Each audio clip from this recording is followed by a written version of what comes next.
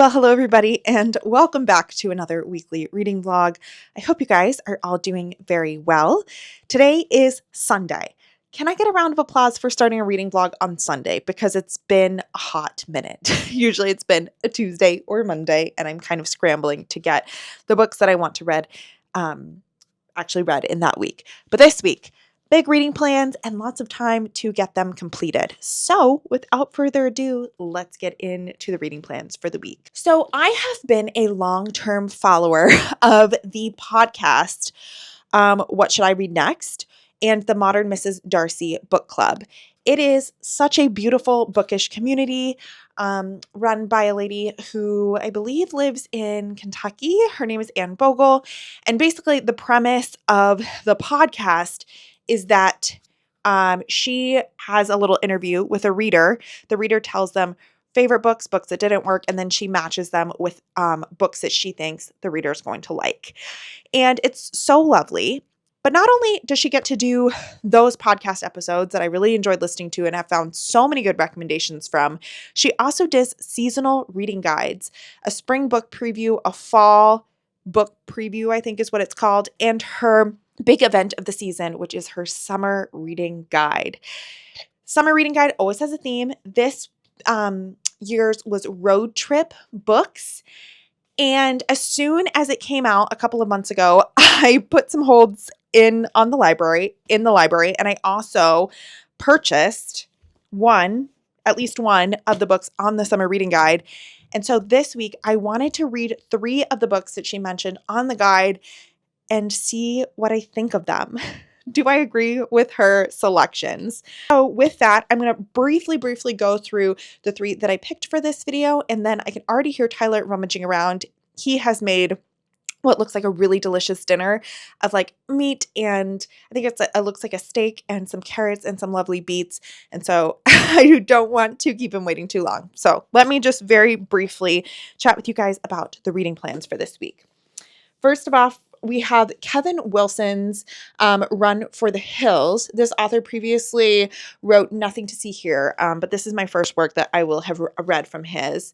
And the little blurb says, an unexpected road trip across America brings the family together in this raucous and moving new novel from Kevin Wilson. And it's basically about 2 siblings, I think a sister and a half-sister, whose father has been missing for several years, and they are on a road trip to try and track him down.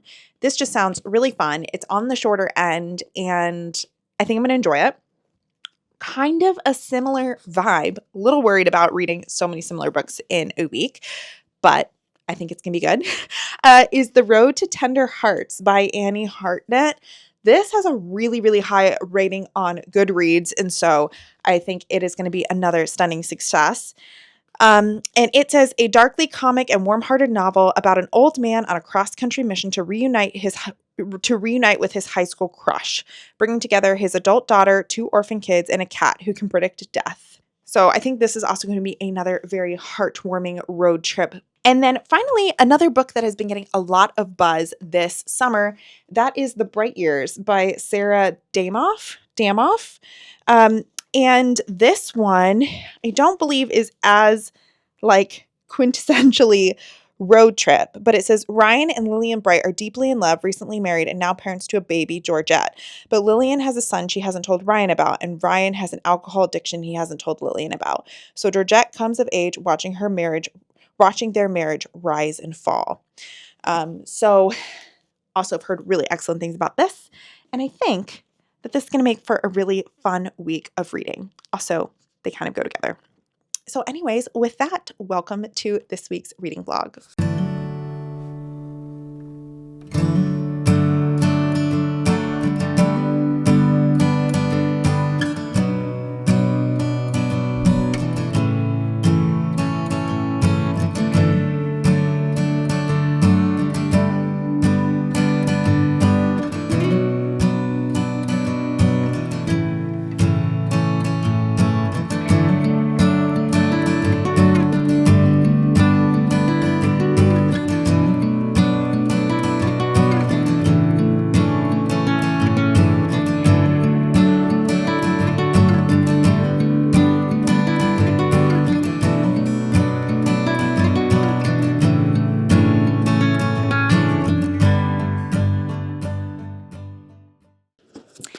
Happy Monday.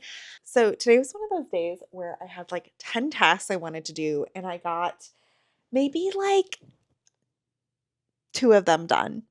And I was like, how did I ever think I was going to get all these things done? And they're all just going to get on the list for the next couple days, but that's okay. Tyler and I got some dinner at a brewery that we like, and then we also went to baseball. We haven't been to a lot of baseball games this summer, but it was the perfect night for one. Like 70 degrees, a little bit breezy, but not too crazy. And it was just such a lovely evening. And yeah, we were both off work today, kind of randomly on a Monday, which was also super nice. I have made a little bit of progress to the road to Tender Hearts. I'm currently on page 86 out of like 363. Um, so definitely still have a ways to go, but so far I'm having a really good reading experience with this. So it's a kind of wonderfully quirky, fast moving in a way book about a man named PJ who is kind of down on his luck, I would say. Like, he is divorced and his ex-wife is about to get remarried. He is kind of estranged from both of his kids for different reasons. And through a series of circumstances, ends up with these orphan kids. And he has this like idea in his brain that he has to get back this girl that he lost in his youth. And he thinks that like this relationship or being with this woman is going to kind of like show his ex-wife that he is not a failure and he'll have someone to bring as a plus one to their wedding. Kind of ridiculous, kind of quirky, but also like in a very charming, adorable way. It's very fast paced and whimsical. There is a cat in here that has the ability to tell when someone's going to die. So, like, when somebody is about to die, the cat will just mosey on up to them and just be next to them. So, whenever the cat is next to anybody in this book, you're like, what does this mean? um, it is, as I said, fast-paced, whimsical, very tender-hearted, doesn't take itself too seriously, it makes you laugh, but also, like, hits you in the feels too. And I think we're about to be in the road trip part of the book. We have not quite left on a road trip yet. We're just meeting the characters, kind of learning about all of them and how they have gotten to the point that they're at through some very ridiculous but a little bit humorous events in some cases, or at least the way that they're described are so outlandish that it made me chuckle in a few scenarios, even though they are very tragic and horrific things that have happened. I don't know, I kind of lost my train of thought, but I am really enjoying this so far. I do find it very big-hearted and heartwarming and all the things. Yes, gonna read a bit more of this tomorrow. We did get a proof for our cocktail napkins for our wedding, which are designed to have our cat's faces on them. I will try and post a picture here if I'm able to. Uh, and to be honest, it like made my life. It was the best thing that happened today. It was just so adorable. So that was a real treat. But yeah, I am very sleepy, so I'm going to head to sleep and I'll let you know when I have some more thoughts of this one. Hello and happy Wednesday evening. I realized at the beginning of this vlog, I totally forgot to tell you a massive part of this week.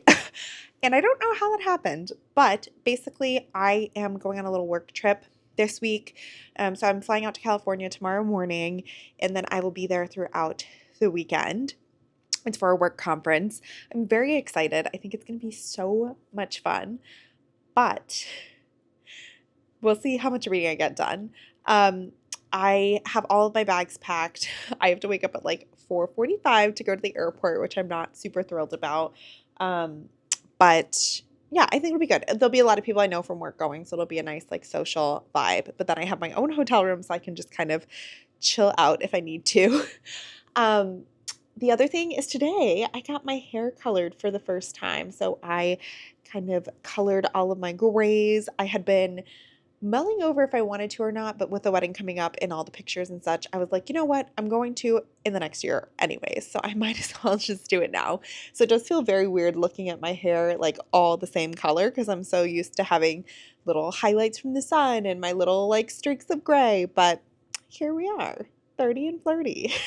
I'm not going to give you guys a reading update because I haven't finished anything yet, but I am maybe like 20 pages from the end of Road to Tender Hearts.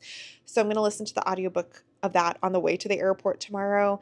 And then I'm going to try to film little updates on my phone while I'm there. I'm not sure how it's going to work because I've never been a phone vlogger. I always have my camera and my microphone, but I'm going to do my best. So please excuse if the quality is worse in the next clip. Anyways, I need to get to bed, finish doing some packing, get to bed, and then pack way too many books for vacation trips, as I always do, and call it a night.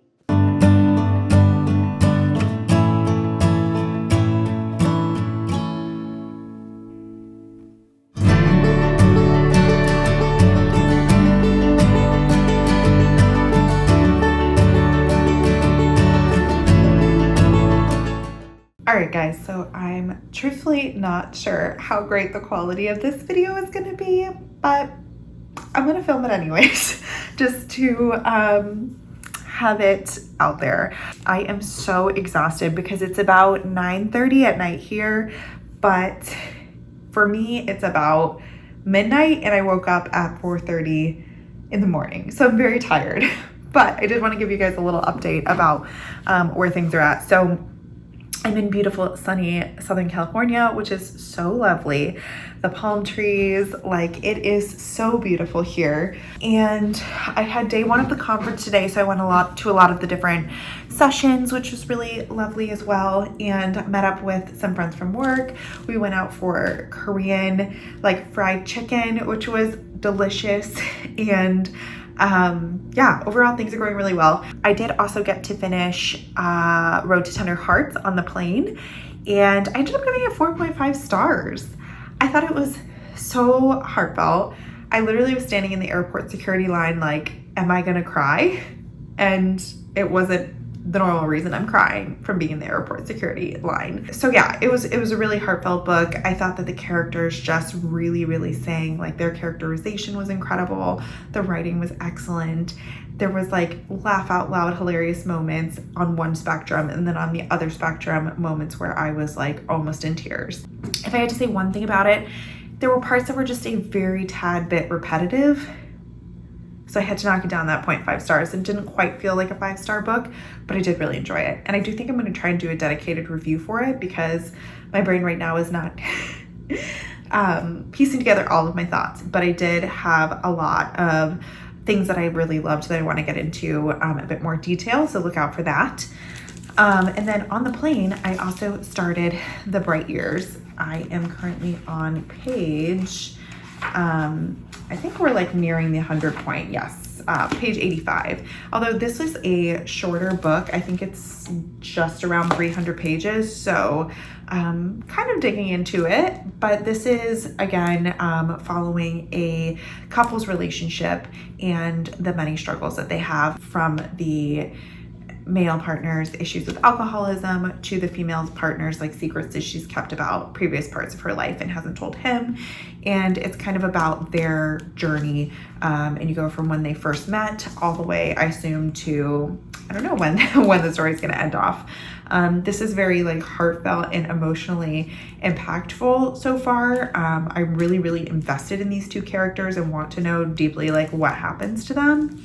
Not too many other nuanced thoughts about this one, but I am really enjoying it so far. So before I quite literally collapse on this chair, I'm going to go to sleep and I will see you guys probably in the morning or when I have any more reading to talk to you guys about.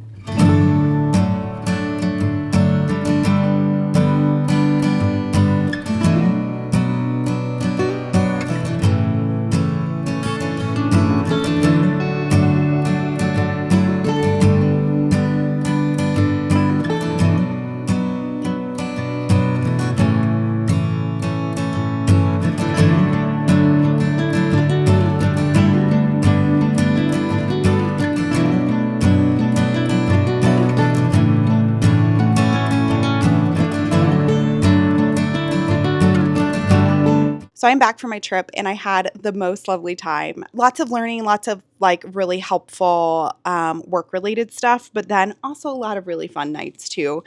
Like we went to Disney last night and it was their 70th anniversary year, I guess. And I got this little Christmas tree ornament for the 70th year. And I thought that would be really cute to put on the tree this year. I went on some rides, although I am not a huge, like, big scary roller coaster person. So I did more of the, like, kiddie rides, but those, I'm there for the vibes. Like, I'm there for the cute storytelling and the fun. So that was perfect for me.